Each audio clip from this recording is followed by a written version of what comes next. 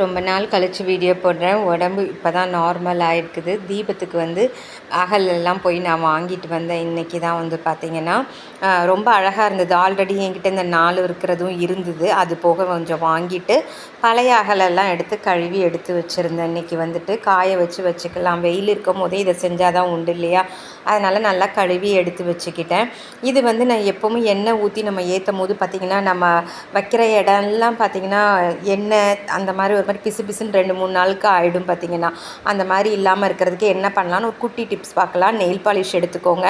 நல்லா ஃபுல்லாக பின்னாடி வந்து நல்லா அடித்து விட்டுடுங்க. வந்துட்டு நல்லா காஞ்சதுக்கப்புறமா நீங்கள் விளக்கேற்றி பாருங்கள். கண்டிப்பாக சூப்பராக எண்ணெய் ஒரு சொட்டு கூட கீழே படாமல் இருக்குங்க. அவ்வளோ பர்ஃபெக்டாக இருக்கும். இதுக்கு கீழே தட்டு எதுவுமே தேவை கிடையாது. நெயில் பாலிஷ் அடித்து காய வச்சதுக்கப்புறமா எண்ணெய் ஊற்றி விளக்கேற்றி பாருங்கள். சூப்பராக இருக்குங்க. எந்த இடமுமே வந்து எண்ணெய் பிசுக்கு இல்லாமல் இருக்கும். ட்ரை பண்ணி பாருங்கள்.